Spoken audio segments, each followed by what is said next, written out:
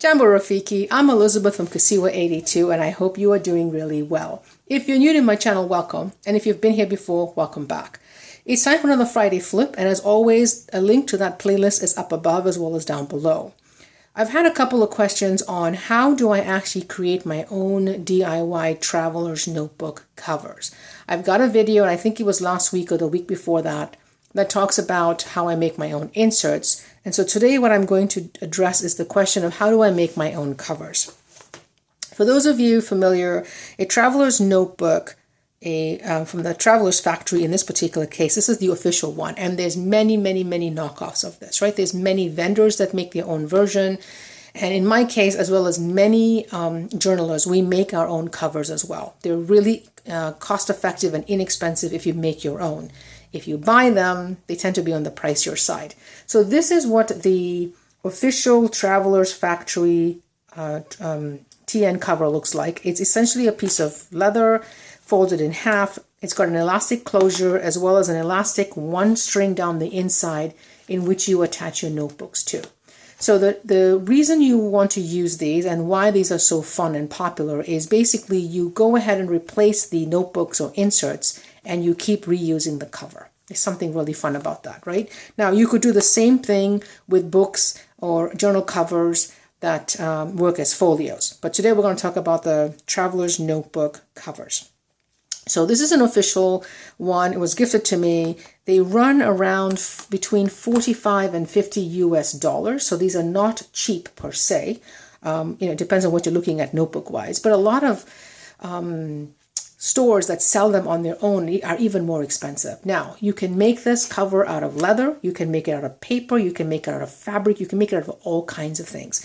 And so what I did today is, and this is the standard size. It's what is considered the regular size. It's very much, if you remember back in the day when we would travel, it's kind of that the airport travelers folio that some of us used to have. Okay, so what I did is, again, well, I love this and I use it every day. I'm not going to go get a whole bunch of these, right? So I figured how hard can it be to basically create this design. So I just went quickly through my shelves and pulled out some of the ones that I currently have. So I have a small one with kind of a leather, kind of a pleather, if you will, cover that I have gone ahead and done the same thing, one elastic down the center, and that's the standard size. The standard Midori comes with the one elastic down the center and one elastic to close. Okay, I have this one that's a much larger size, as you can tell, right? So just doing a comparison. Here's the small one, that's my passport size, or field notes size, if you will. Here's what it looks like compared to the size of journal I normally use, which is a 9 by 12 sheet of paper folded in half. And this particular one is made out of fabric, so upholstery fabric remnants. I went ahead and stitched it, attached the strings to the inside, and then this is where I'm currently storing my 2021 completed pages. Okay. I also have a strip of leather. Again, instead of doing the classic leather folded in half, this one has got a flap that helps protect whatever is on the inside. This is more of a regular size, a strip of leather scrap that I found in a leather store. I picked up this really great, huge roll of this leather for $25. So again, like I said, if you want to do your own DIY stuff, this becomes very inexpensive and easy to do. Follow along the same lines, one elastic down the center, and that enclosure for the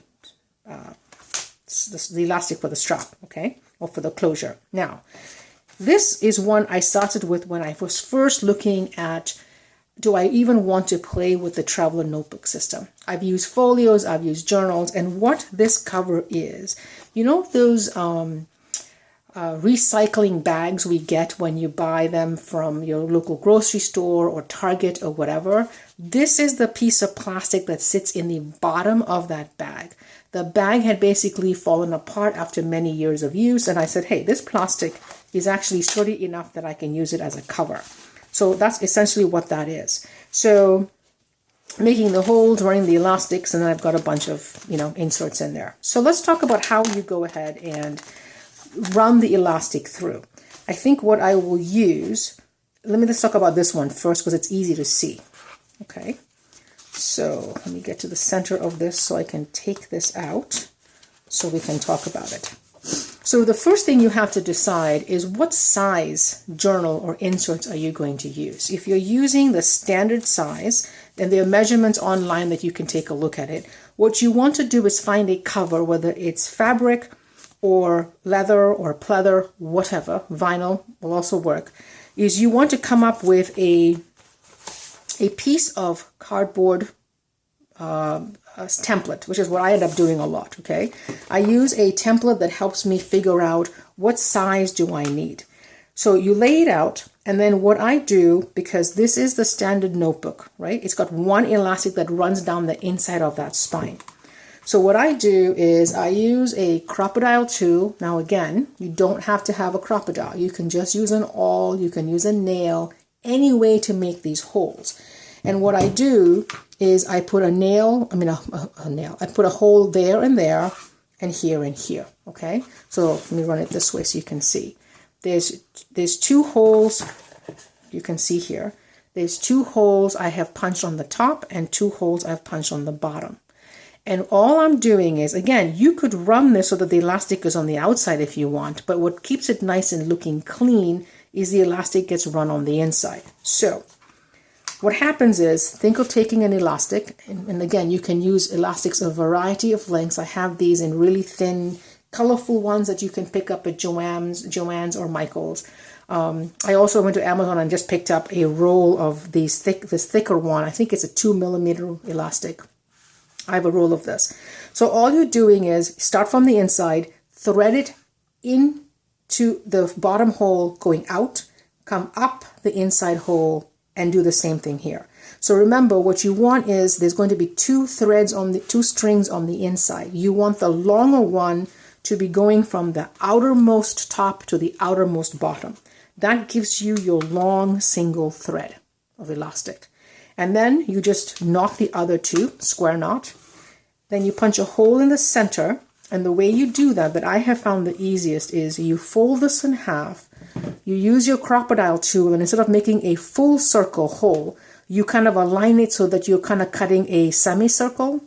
You can kind of look through this and see that. And then you go ahead and you thread some elastic through that. Now, this elastic here, as you can see, is just knotted again.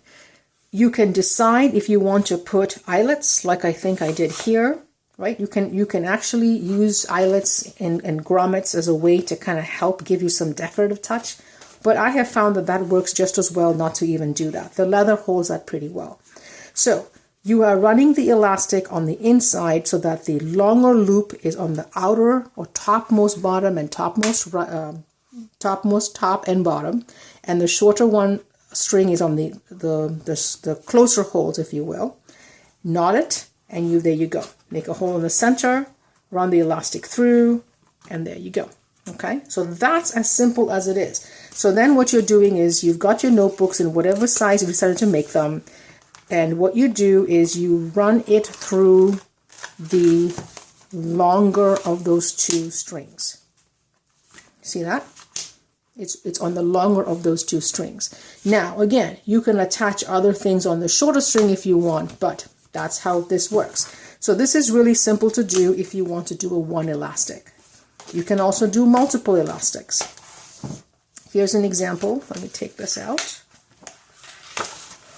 I decided what I wanted to do with this piece of elastic is actually run multiple elastics through. So this gives me 1, 2, 3, 4 elastics.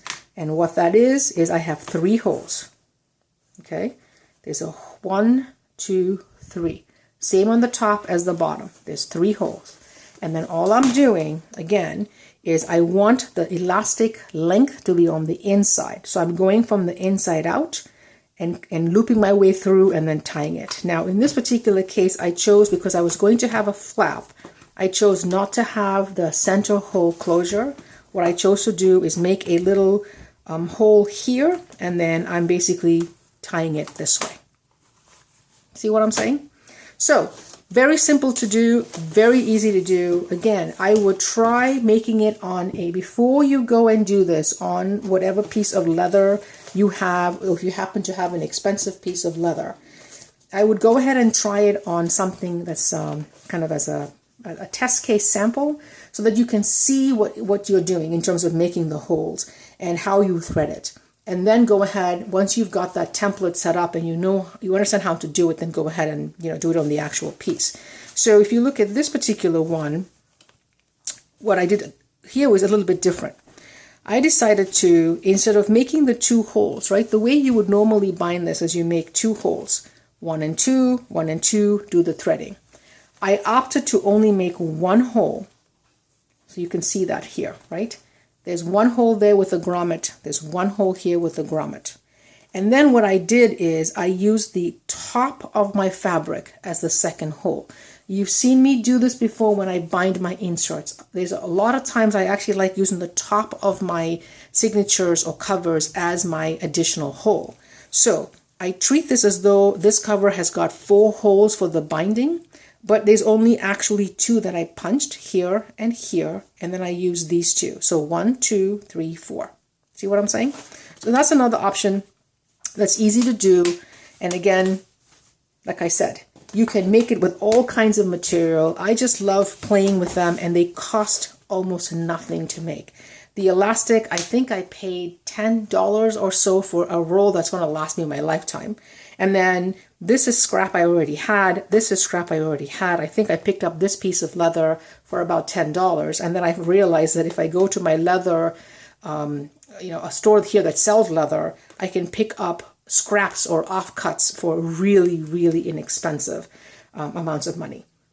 Something to play with. The other thing, when you make your own, you can make them in colors that you want. You can make them in sizes that you want. So you're not caught or limited by a standard size or whatever size that you can see in the shops today.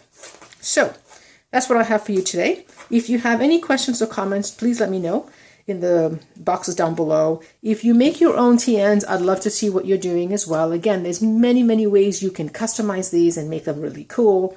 I can do like very, very basic kinds of TNs because, again, as I've mentioned before, I don't like a lot of junk on my covers. They get in the way when I'm doing my writing. So I'd love to hear if you've got your own versions of TNs that you're making. Leave links for me to take a look at. And until I talk to you next time, happy creating. Bye.